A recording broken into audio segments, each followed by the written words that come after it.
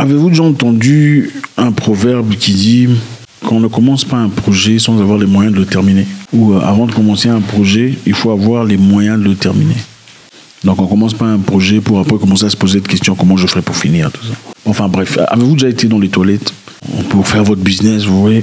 Après vous vous rendez compte que voilà, il n'y a pas de papier toilette. Ça vous est déjà arrivé, non? Ou enfin, ça arrive souvent. Enfin bref, vous allez, peu importe, à la librairie ou à l'école ou faire votre histoire et puis dans les chiottes, vous touchez comme ça, il n'y a pas de papier toilette. C'est pas génial, n'est-ce pas? Faut pas faire semblant. C'est quand même bizarre. Hein? Qui a appris au noir qu'il fallait s'essuyer avec un bout de papier? Je me pose la question. Parce que bon, ce n'est pas très hygiénique, il faut se le dire. Parce que bon, en y pensant, quand vous mangez du poisson par exemple, mangez du poisson, prenez un bout de papier, essuyez-vous les mains. Est-ce que vous pouvez serrer la main d'une personne comme ça? Vous mangez du poisson, vous essuyez les mains avec un bout de papier. Quand vous faites ça, qu'est-ce que vous sentez? Ça sent pas bon, n'est-ce pas? Ça sent le poisson, vous mangez sentant le poisson. L'eau, c'est bien. Vladimir Poutine accélère l'obtention de la nationalité russe.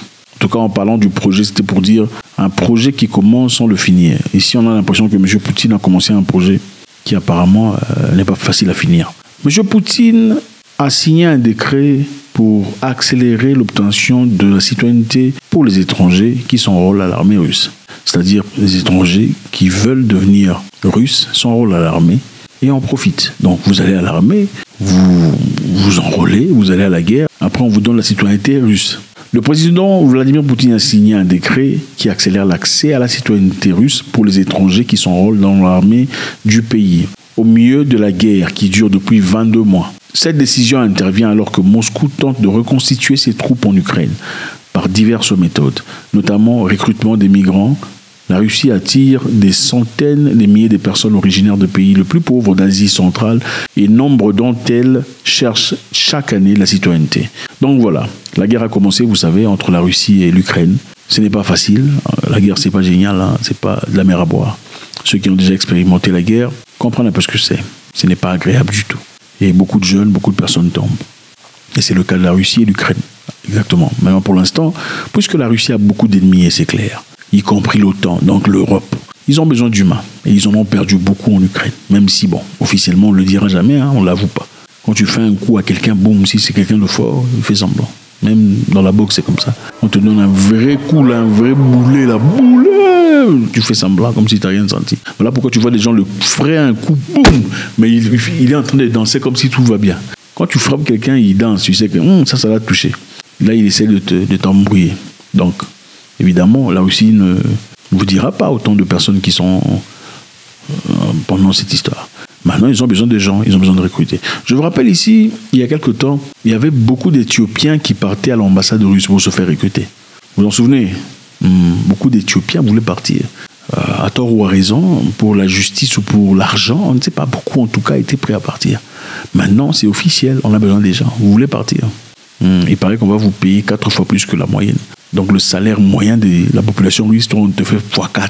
Et puis on te donne la nationalité, à pas que toi. La nationalité à ton père, à ta mère, à tes sœurs, tes enfants, tout le monde. Ils viennent russes.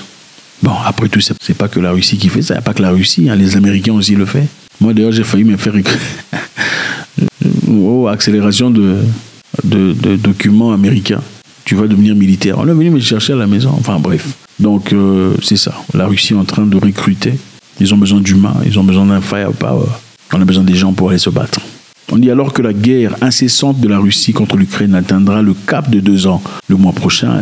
Les deux pays seront confrontés à un grave épuisement de leurs ressources, depuis les armes jusqu'à la main-d'œuvre. Dans le but de renforcer ses forces, M. Poutine a publié de nouveaux décrets incitant les ressortissants étrangers et leurs familles à se joindre à l'offensive en offrant la citoyenneté russe et beaucoup d'autres choses. Donc, l'éligibilité dépend aussi justement de la capacité physique. Si tu es quelqu'un de fort, tu as... c'est pas pour tout le monde. Il faut avoir des documents vérifiables, un minimum d'1 an de préparation. Et si le combattant répond aux critères, non seulement ils obtiendront la citoyenneté russe, mais aussi leurs conjoints, leurs enfants, leurs parents bénéficieront également du même privilège. Bon, je ne sais pas, les Russes, ils donnent quoi? Les Russes, ils donnent quoi là-bas chez eux? On sait que la Russie forme des hommes. Les hommes russes âgés de 18 à 27 ans sont tenus à servir dans l'armée. C'est obligatoire. Même un grand nombre d'eux ne font pas... Enfin bref, c'est obligatoire d'aller à l'armée en Russie. Voilà pourquoi les Russes sont des gens très forts. Ils sont mentalement forts. Ils sont des gens qui ne rigolent pas pour rien. Vous ne le verrez jamais en train de remuer les fesses. Jamais. Ils ne sont jamais dans ces histoires-là. Remuer les fesses, tout ça. Rire comme les imbéciles. Jamais vous ne verrez un Russe comme ça. Au fait, laissez-moi vous dire. S'il s'arrivait une guerre mondiale où on n'userait pas des fusils et des bombes et des mirages, guerre mondiale des Allemands, des coups comme ça, vous pensez qui va gagner ça? Ce sont les Russes qui vont gagner ça. Parce que chez eux, il y a des hommes. Ça rigole pas. Ils ne rient pas. Jamais de la vie. Même les femmes, ça rigole pas.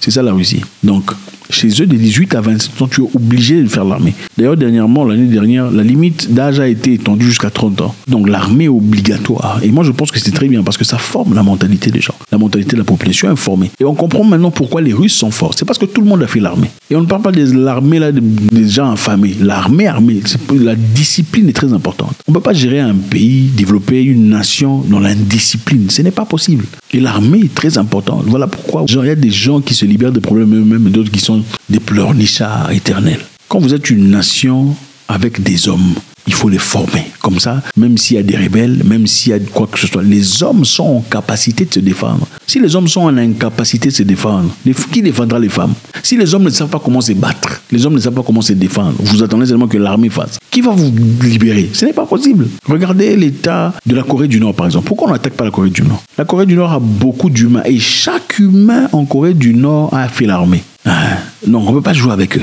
Et c'est très important. Bon, les Russes sont en train d'offrir. Je sais qu'il y a beaucoup de gens qui sont partis à Paris, Bruxelles et tout le bazar pour profiter des intérêts que donnent les Blancs, il faut dire la vérité. Les avantages, les allocations. Il y a aussi les allocations en Russie, il faut partir prendre. Comment vous choisissez ça? C'est quoi cette discrimination? En réalité, les amis, je voudrais vous parler de quelqu'un de très intéressant qui s'appelle John Chilembwe. John Chilembwe, pas Chilembwe. Il faut arrêter de franciser les noms. L'Afrique, c'est l'Afrique. John Chilembwe, c'est ça son nom. John Chilembwe était un pasteur venu de l'Afrique, malawite, du Malawi. John Chilembwe a une formation évangélique aux États-Unis. Ensuite, il est rentré en Afrique. Quand il est rentré en Afrique, il prêchait l'évangile. Mais pendant qu'il prêchait l'évangile, il ne prêchait pas seulement les visas, les mariages, l'abondance et tout ça. Il prêchait la réalité, la vérité du peuple. Il parlait de la politique du peuple. Un pasteur, ce n'est pas seulement celui qui te prêche le visa, l'abondance, le mariage. Un pasteur est un guide. Moïse était un pasteur. Un pasteur, c'est un guide. Regardez la définition de pasteur, c'est-à-dire il a libéré son peuple de l'esclavage. Pour ceux qui connaissent cette histoire, il a libéré son peuple de l'esclavage. John Chilembwe a dit son peuple, vous n'allez pas aller vous battre dans cette guerre. Ça ne vous regarde pas. C'était quelle guerre? C'était la Première Guerre mondiale. On voulait recruter les Africains pour aller se battre. Pendant que beaucoup sont partis, les tirailleurs sénégalais sont partis, beaucoup d'ailleurs ont regretté après. John Chilembwe a dit aux Malawites, vous ne partez pas vous battre dans cette histoire qui ne vous concerne pas. C'est la guerre des Blancs, il faut les laisser se battre dans leur guerre. Ce n'est pas votre histoire. Ces gens se sont rébellés contre leurs colonisateurs dans leur pays. Ils ont fait la guerre à leurs colonisateurs. Pendant qu'au départ, ils ont commencé à gagner. Bon, après, il y a eu des renforts, on les a tabassés comme pas possible. Et il a essayé de s'enfuir vers la Mozambique, c'est là-bas qu'on l'a... C'est vrai qu'il est parti, il est tombé. Mais il n'est pas parti en vain. La vie, ce n'est pas seulement manger, gonfler le ventre, commencer à parler aux gens comme si tu es Jésus. Ce n'est pas ça la vie d'un politicien ou d'un pasteur. La vie, ce n'est pas seulement ça. La vie, c'est aussi laisser des marques positives. Qu'est-ce que tu laisseras derrière toi? Un homme vaillant laisse une histoire, une vraie, un héritage pour ses enfants et sa descendance. John Chilembwe l'a fait. Aujourd'hui, on a établi des statues de John Chilembwe en Angleterre. Statues de John Chilembwe en Angleterre. Parce qu'on a reconnu que c'était un homme-homme. Mais sa mentalité, c'était quoi? Il dit, cette guerre ne vous regarde pas, vous n'allez pas partir. Il a dit à son peuple. C'est un pasteur. Il n'a pas seulement prêché le mariage. Combien de pasteurs aujourd'hui sont capables de dire à leurs gens, levez-vous, ce qui se passe maintenant, c'est inacceptable. Combien de pasteurs sont capables de le faire? Ils ont peur. Ce n'est pas la vision de notre vision, la vision de l'éternel. Non.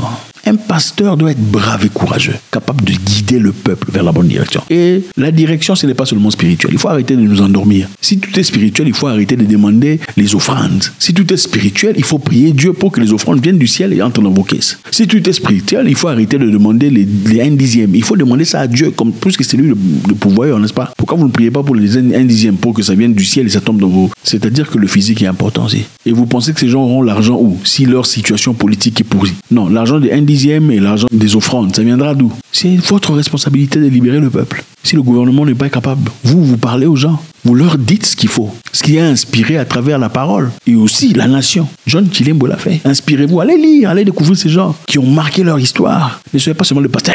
Alléluia. Tu auras les mariages. Attendez, avec quel argent? Dans quelles conditions sociales? Il n'y a pas de train, il n'y a pas de bus communs, vous vivez dans les moustiques.